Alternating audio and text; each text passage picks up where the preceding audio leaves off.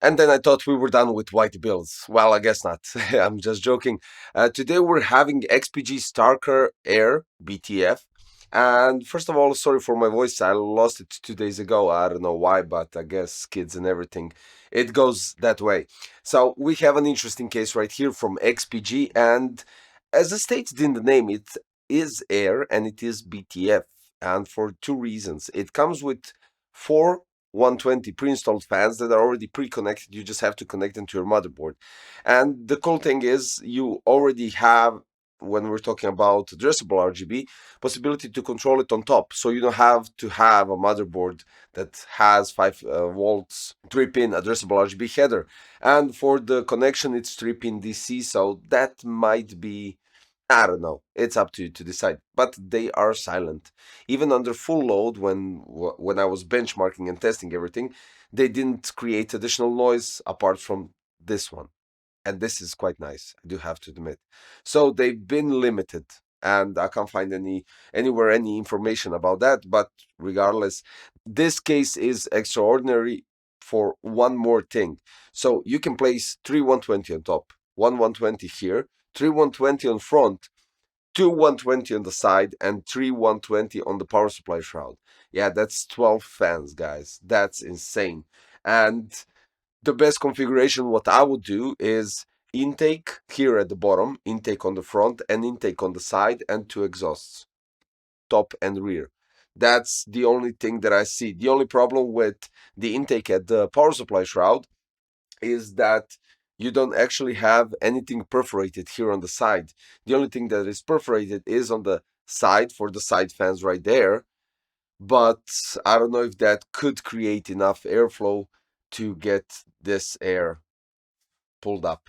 Regardless, it is what it is, and I'm really digging the case because, well, first of all, you can remove this panel. You have four screws, and three are on top. One is at the back, and you can access this panel here. But maybe, I don't know, use a CNC if you have a possibility, and just create some holes the same way that are created here, or just smaller ones so you don't get dust inside, and create an opening which will create a even better airflow for this chassis if it goes from the bottom. So yeah, that's it. So it has one dust filter here at the bottom, dust filter on the front, dust filter on the top. And sorry, one more at the side. That's another one. And for dust filters, quite nice tempered glass in terms of covering up the pegs, covering up all the screws, so you don't see anything when you place the tempered glass. That's outstanding. On top, you can go up to 360. On front, you can also go with 360, and on the rear, you can go with max 140. On the side, unfortunately, because of the thickness, eventually the GPU and the front fans, it's limited only for the fans, so additional intake it is. Fan support 3120 or 3140 on the front, 3120 or 2140 at the top, 1120 or 1140 at the rear, 3120 on the power supply shroud, and 2 on the side with ETX bracket removed. So what you have to do is go at the back. You have two screws, one on top, one at the bottom. You remove the side panel and you get the access. And what happens then? You see loads of cables coming from the front fans, right? Well, they did something quite solid, I would say. Between each fan, if you place, well, basically you have two fans on the side, which is a shame because it almost looks like you could fit a triple 120. But regardless of that, between the brackets, you have some sort of a canal for the cables. You use zip ties, you connect them there, and they aren't even visible anymore. Until then, they are between that bracket and this side cover as it is. Since we're talking about the BTF motherboard, we have loads of space, and I'm talking about 3.5 to 4 centimeters of space at the back, which gives you loads of space for cable management, quite logical.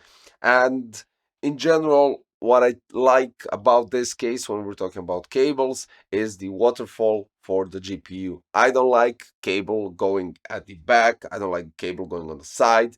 This is the cleanest way of having a GPU cable. And I know I'm making a big thing about the cable for the GPU, but if you don't go fully with BTF in terms of the graphic card, and we don't have much of an option, you can definitely go here and make it look nice. At least that. which is outstanding.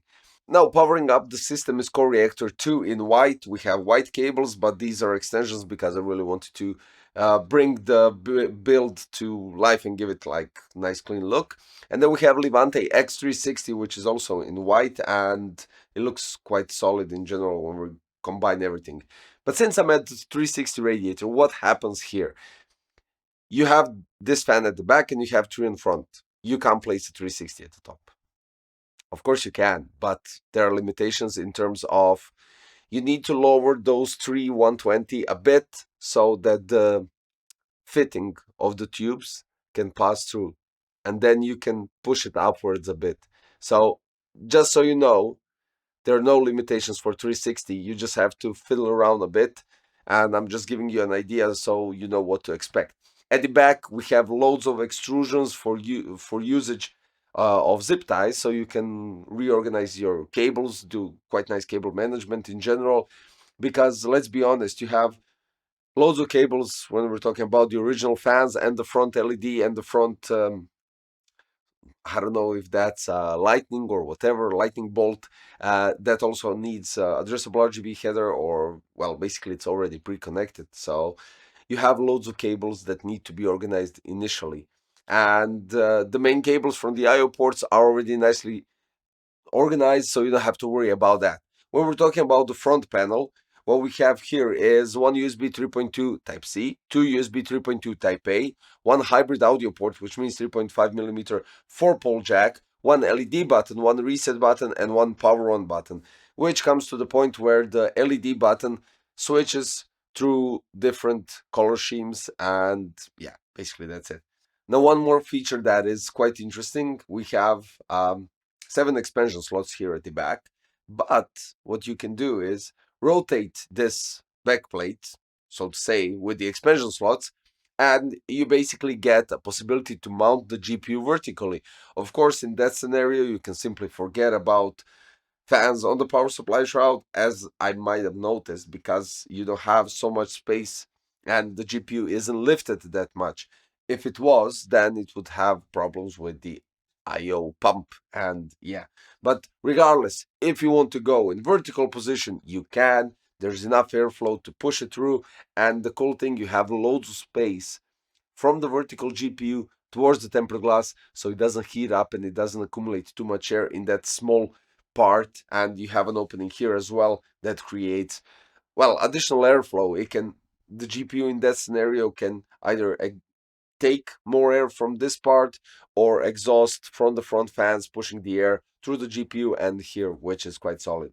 And then in the power supply shroud, we have hard drive cage with two 3.5-inch hard drives plus one 2.5-inch SSD or two 2.5-inch SSDs. And just above the hard drive cage, on the front part where we have the three 120 millimeter fans, you have a bracket that you can remove so you can get the access for a 360 radiator.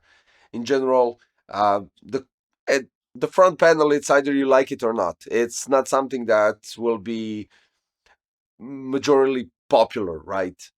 But it's there, you have it.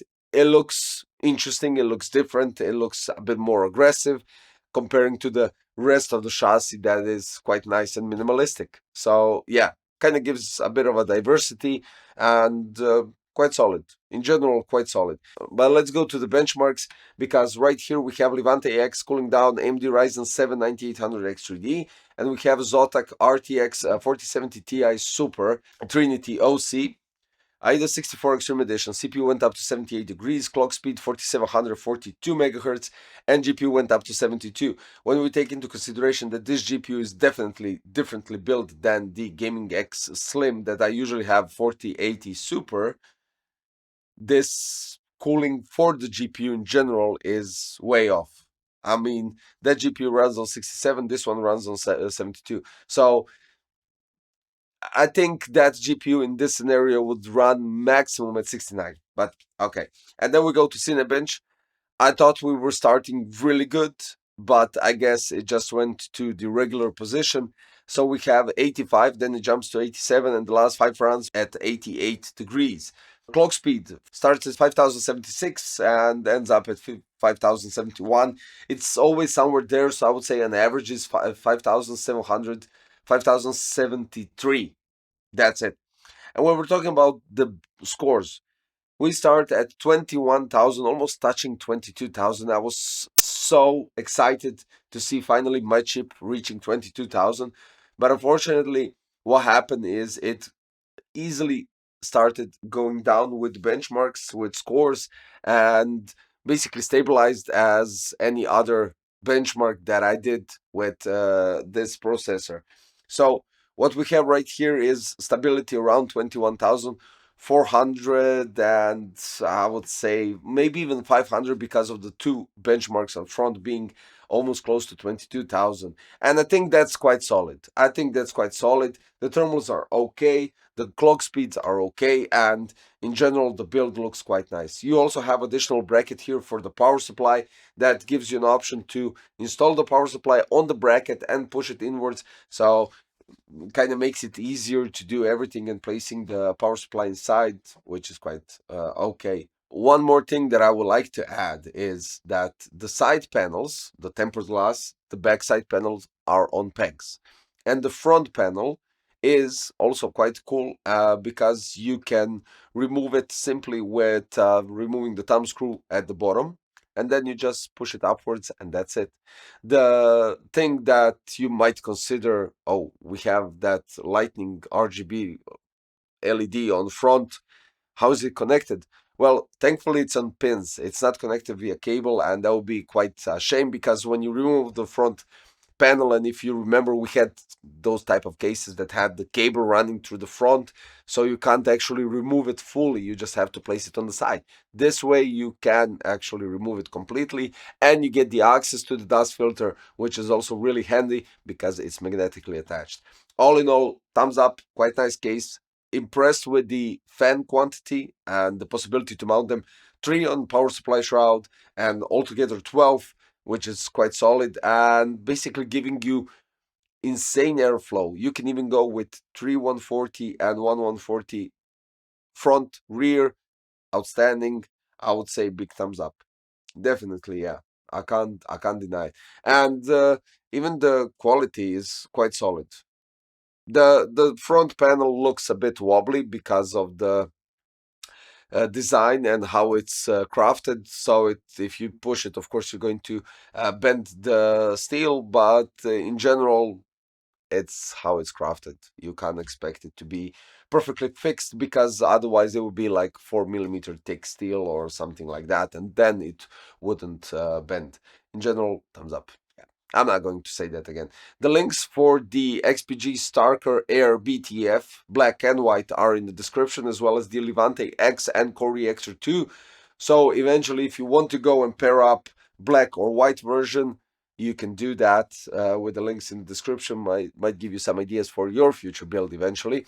And of course, if you're new to the channel, don't forget to subscribe, hit the like button, click the notification bell, and I will see you next time quite shortly. Thanks. Bye bye.